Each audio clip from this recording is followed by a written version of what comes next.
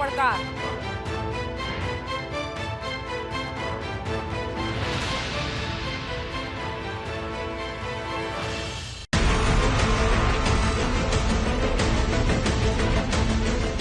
વિરામ બાદ ફરી એકવાર આપનું સ્વાગત છે. હવે વાત ખેડૂતની એટલે કે કૃષિની, કેમ કે વરસાદની સિઝન છે. વરસાદ અતિશય પણ ઘણી જગ્યાએ પડે છે, ઘણી જગ્યાએ ઓછો પણ છે. પણ આ તમામની વચ્ચે ખેડૂતની સરકાર પાસે સવિશેષ આશા હોય છે, કારણ કે સરકારનું વચન હતું 2022ના અંત પહેલાં ખેડૂતની આવક ડબલ કરવાનું. શું સરકાર પર્યાપ્ત માત્રામાં ખેડૂતને ખાતર આપી શકશે ખરી? શું વીજળી ખેડૂતને જે જરૂરી છે એટલી આપશે ખરી?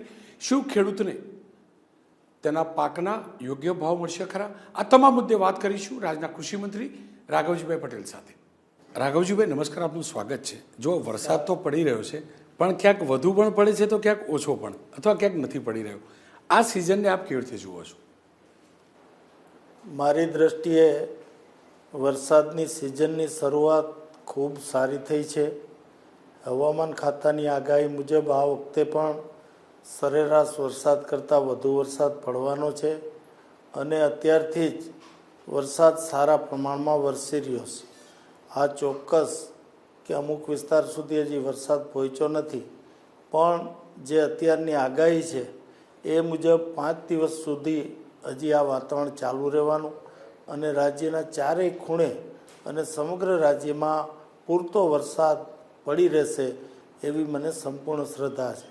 રાઘવજીભાઈ, કેમ કે આપનો વિભાગ કૃષિ વિભાગ છે અને સ્વાભાવિક રીતે જ કૃષિ વિભાગની નજર ખેડૂતના વાવેતર ઉપર હોય અને ચોમાસાથી વધુ સારી સિઝન કોઈ ન હોઈ શકે. આપ શું માનો છો, કયા વાવેતરની પેટર્ન કેવી રીતે બદલાઈ રહી છે અને ખેડૂતોમાં કેટલો ઉત્સાહ છે વાવેતરને લઈ? જ્યાં સુધી ખેડૂતોના ઉત્સાહની વાત છે ત્યાં સુધી ચોમાસાની શરૂઆત ખૂબ સારી થઈ છે. રાજ્યના ખેડૂતો ઉત્સાહમાં છે અને મોટા ભાગના વિસ્તારોમાં વાવણી લાયક વરસાદ થઈ જતાં ખેડૂતોએ વાવણી કરી દીધી છે. ઉપરાંત ગુજરાતમાં ગયા વર્ષે પણ પાછલા વરસાદો બહુ સારા હતા, જેથી નદી, નાળા, કૂવા, તળાવ, બોર અને સિંચાઈના ડેમોમાં પાણી પણ હતું, જેના પરિણામે ઘણા બધા વિસ્તારોમાં આગોતરું વાવેતર જેને કહી શકી, અમારી ભાષામાં ઓરવીન વાવવાનું, એટલે મગફળી અને કપાસ આ બંનેનું સારા પ્રમાણમાં ઓરવીન પણ વાવેતર થયું છે. એટલે ઓરવેલું વાવેતર, એના ઉપર વરસાદ પડ્યો, વધારામાં બાકી વિસ્તારમાં વરસાદ પડ્યો, એટલે ખૂબ સારા પ્રમાણમાં વાવણી થઈ છે.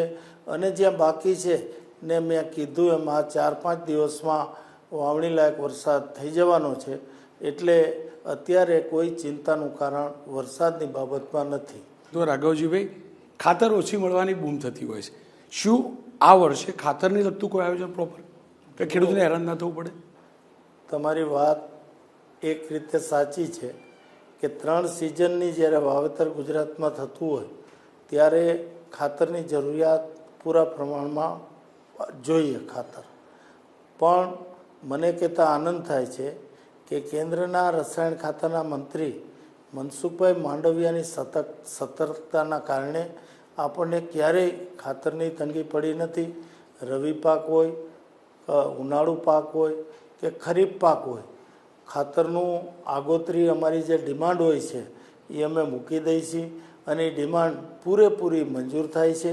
વધારામાં જરૂર પડે તો ડિમાન્ડ સિવાય પણ જ્યારે જ્યારે જરૂર પડે ત્યારે મનસુખભાઈ અમારી જરૂરિયાત પૂરી કરે છે. રાઘવજીભાઈ, આ તમામની વચ્ચે જો યુરિયાનું પહેલાં બ્લેક માર્કેટિંગ થતું હતું, નીમ કોટેડ યુરિયા ઇન્ટ્રોડ્યુસ કરવામાં આવ્યું, આજે છતાં પણ એવું યુરિયા વેચાતું બજારમાં વેચાઈ ગયું એવું પકડાયા પણ છે. શું કારણ, એને કેવી રીતે રોકી શકાય? નરેન્દ્રભાઈ મોદીના ધ્યાનમાં આવ્યું કે યુરિયાનો મોટા પ્રમાણમાં ઇન્ડસ્ટ્રીયલ ઉપયોગ થાય છે, જેના પરિણામે ખેતીમાં વપરાવા માટેનો જે જથ્થો ફાળવવામાં આવ્યો છે એ જથ્થો બારોબાર પગ કરી જાય છે, જેનાથી ખેતીને પણ અસર થાય છે. અને બીજું કે યુરિયા ઇન્ડસ્ટ્રીઝમાં વપરાય છે એટલે જે લોકો કાયદેસર જે યુરિયા ખરીદે છે અને 2 નંબરી જે લોકો ખરીદે છે એના ભાવમાં પણ મોટો તફાવત હોય છે. આમ છતાંય ક્યાંય ગેરરીતિ થતી હોય તો એના માટે કેન્દ્ર સરકાર, રાજ્ય સરકાર આ બંનેને પોલીસ તંત્ર અને અમારું ખેતીવાડી ખાતું આ બાબત ખૂબ જ સતર્ક છે. ઇન્ડસ્ટ્રીયલ યુઝ જે યુરિયાનો થાય છે એમાં અમે મોટા પાયે દરોડા પાડીએ છીએ. જ્યાં માહિતી મળે ત્યાં તપાસ પણ કરી છીએ અને એના પરિણામે અત્યારે ઇન્ડસ્ટ્રીઝમાં યુરિયાનો ગેરકાયદેસર જે વપરાશ જે થતો હતો એ પ્રમાણમાં ઘણો ઘટી ગયો છે. ઉપરાંત ખેડૂતોને જે યુરિયા ખાતર આપવામાં આવે છે એની પદ્ધતિમાં પણ ફેરફાર કર્યો છે.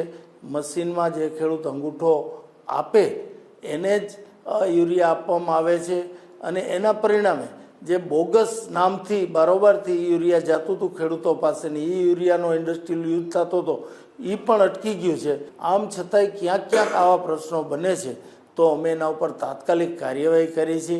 અમુક જગ્યાએ તો અમે પાસા હેઠળ આવા ગેરકાયદેસર યુરિયાનો વેચાણ કરતા લોકોને પકડ્યા પણ છે અને અમે એમાં કોઈ કસર રાખવા માગતા નથી. કાયદાકીય રીતે પણ જેટલા કડક પગલાં ભરી શકાય એટલા કડક પગલાં ભરી અને આવા તત્વોને નાબૂદ કરવા માગી છે.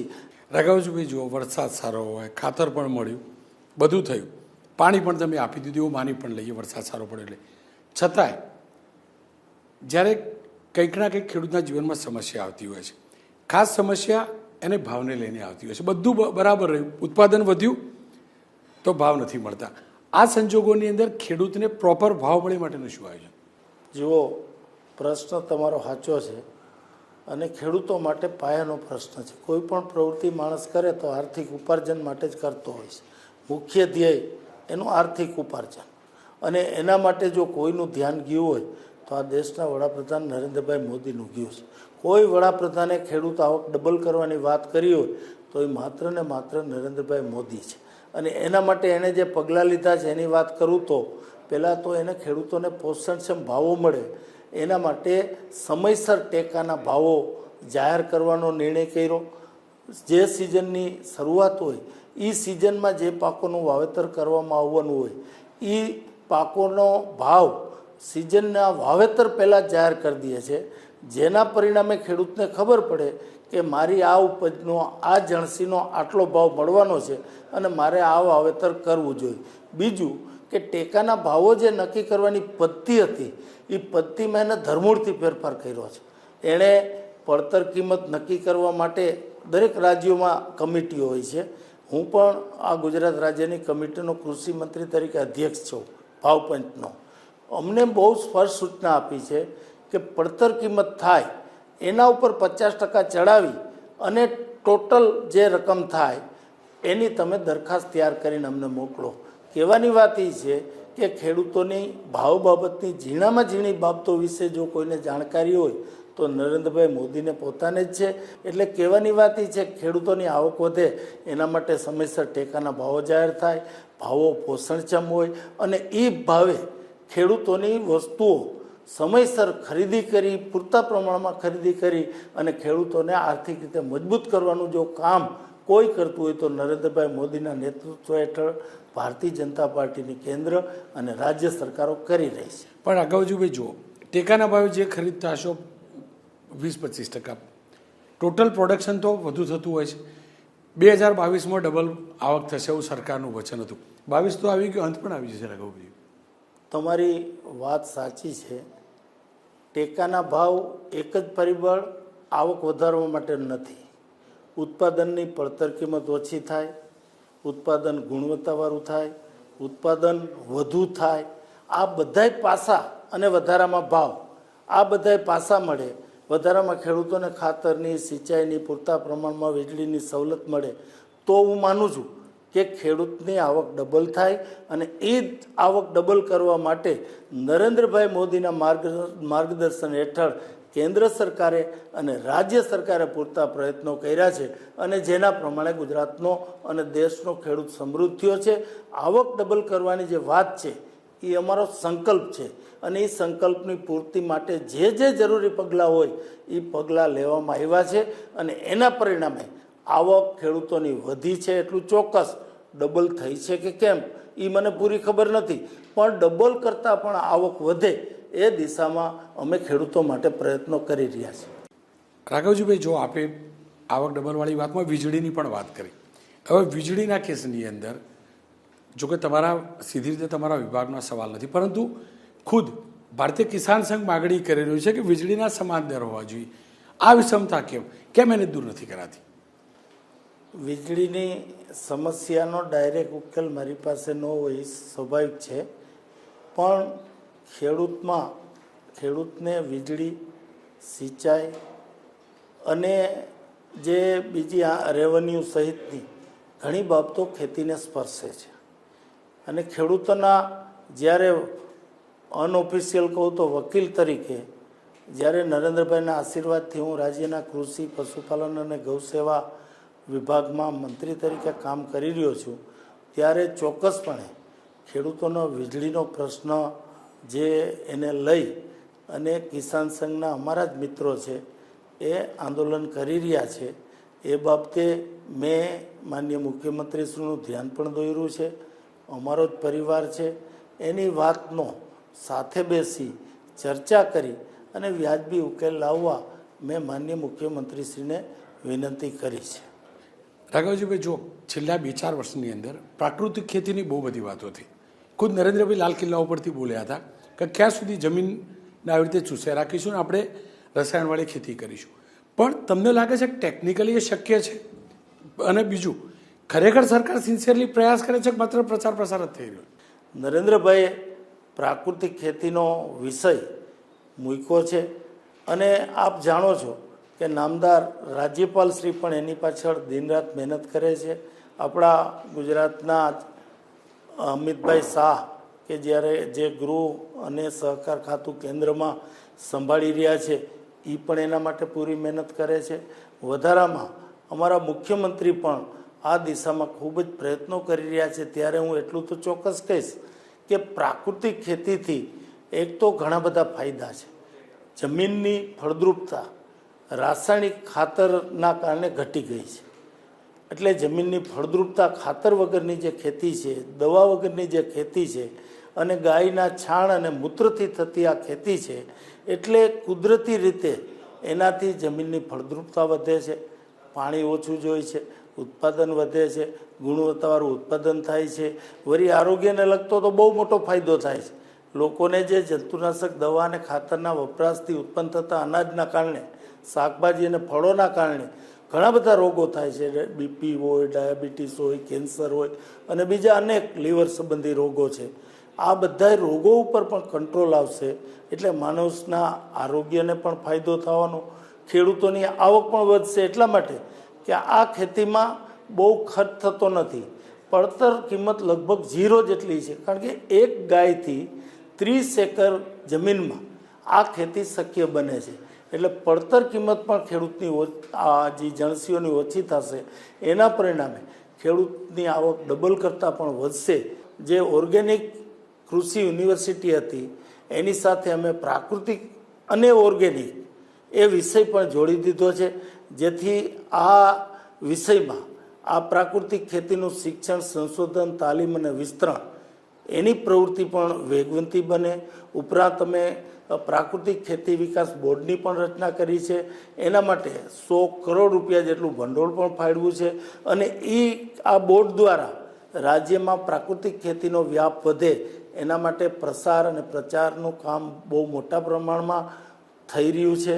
આ ઉપરાંત રાજ્ય સરકારે ડાયરેક્ટ રીતે પણ જે ખેડૂત આ ખેતી કરવા માગતો હોય તો એને એક ગાય વસાવવા માટે મહિને 900 રૂપિયા એક ગાયનો નિભાવ ખર્ચ માટે પણ લગભગ 2 લાખથી વધુ ખેડૂતોને અમે આ સહાય પણ આપી છે.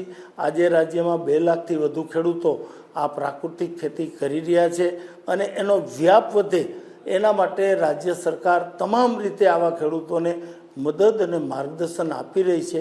રાઘવજીભાઈ, તમે વાત કરી, પણ તમે વ્યાપ તો ડ્રેગન ફ્રૂટ એટલે કે કમલમ ફ્રૂટનું વધારવાનું કર્યું. જે પણ યોજના લાવ્યા ડ્રેગન ફ્રૂટની એટલે લાવ્યા, આપ મારો પર્સનલ વ્યૂ છે કે એનું નામ કમલમ હતું, તો પછી બધા ઉત્પાદનનું નામ કમલમ કરી દો, સરકારી દુનિયાભરના ફાયદા મળે. ડ્રેગન ફ્રૂટનું કોઈ ચોક્કસ નામ હોય એ મને ખબર નથી, પણ કમલમ તો લોકોએ પાળેલું ઉપનામ છે. અને કમલમ શબ્દ તો દેશ અને ગુજરાતમાં લોકજીભે ચડી ગયેલો છે અને લોકો એને કમલમના નામથી બોલાવે અથવા તો ઓળખે તો એમાં કાંઈ ખોટું પણ નથી. પણ તમને કહું કે આ ફળનું ઉત્પાદન રાજ્યમાં વધે એના માટે અમારા કૃષિ ખાતાનો બાગાયત વિભાગ બહુ ચિંતિત છે.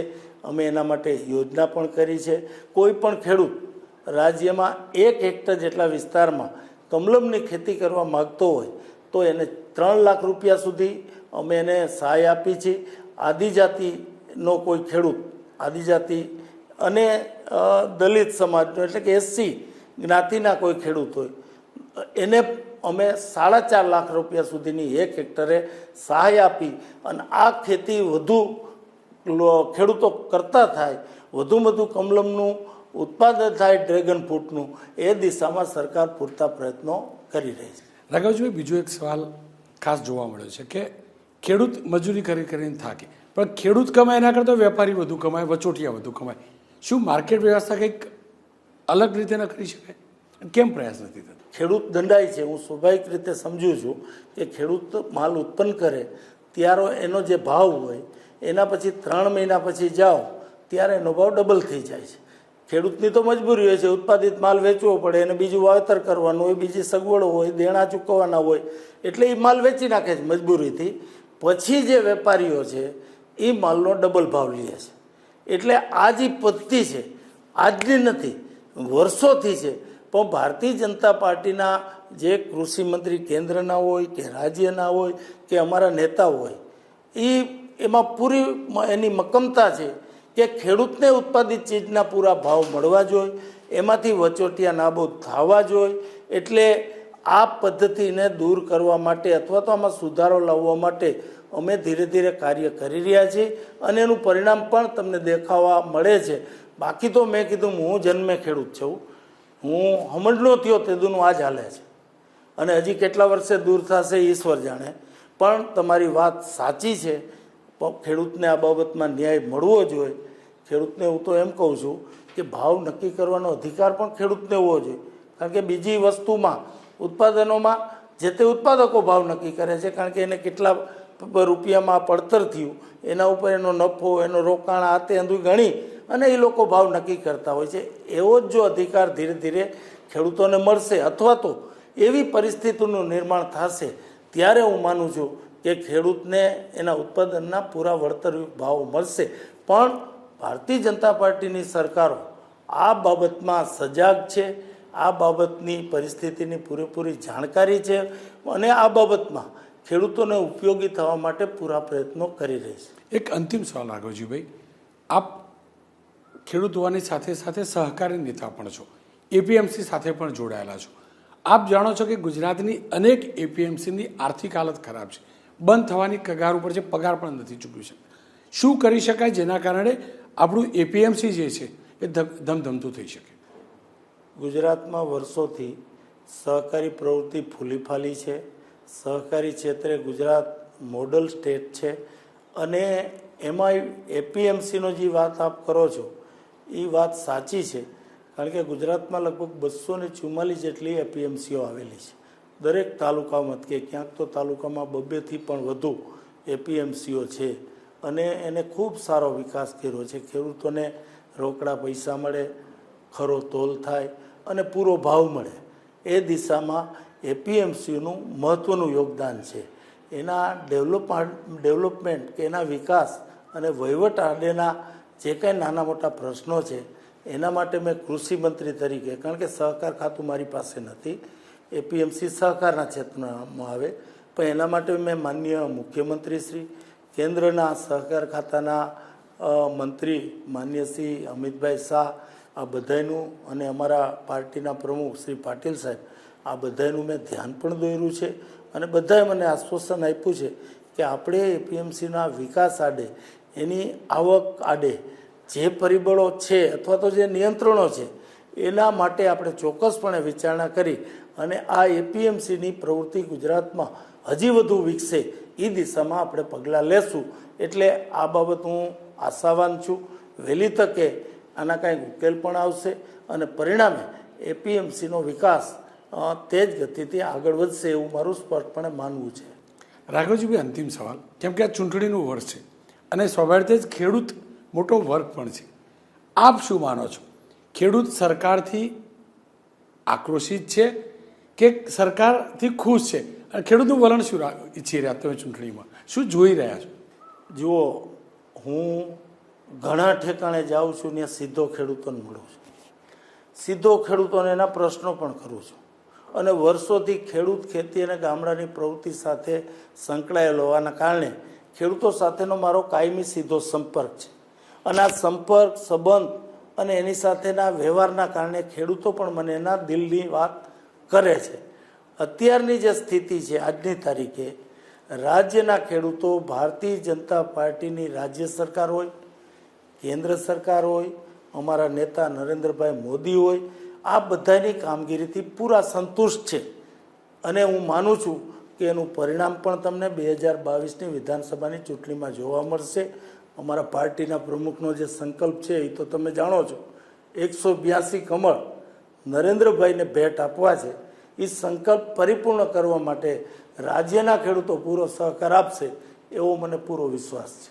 રાઘવજીભાઈ અમારી સાથે જોડ્યા તો ખૂબ ખૂબ આભાર. ખેર, મારો પ્રયાસ હતો ખેડૂત અને ખેતીને લગતી તમામ સમસ્યાઓ, તમામ વાતો સરકાર સુધી પહોંચાડવા માટેનો, અને સ્વાભાવિક રીતે જ એટલે જ મેં કૃષિ મંત્રી સાથે વાત કરી છે. આશા રાખીએ ભગવાન એટલે કે કુદરત તો મહેરબાન રહે, વરસાદ જરૂર પ્રમાણેનો ચોક્કસથી પડે, સાથે જ કૃષિ મંત્રીએ જે વાતો કરી છે, જે વચન આપ્યા છે એ સરકાર પૂરા કરે. કારણ કે આ સિઝન માત્ર ખેડૂત પૂરતી જ નથી, આ સિઝન શાસક, વિપક્ષ, તમામ રાજનેતાઓ માટે પણ મહત્વની છે. આશા રાખું ખેડૂતનું જેટલું પણ દુઃખ દર્દ છે આ સિઝનમાં દૂર થાય, ખેડૂત સાચા અર્થમાં બે પાંદડે થાય, અને ખેડૂત જો ખુશ હશે તો સ્વાભાવિક રીતે જ સંસાર ખુશ રહેશે, કુદરત ખુશ રહેશે.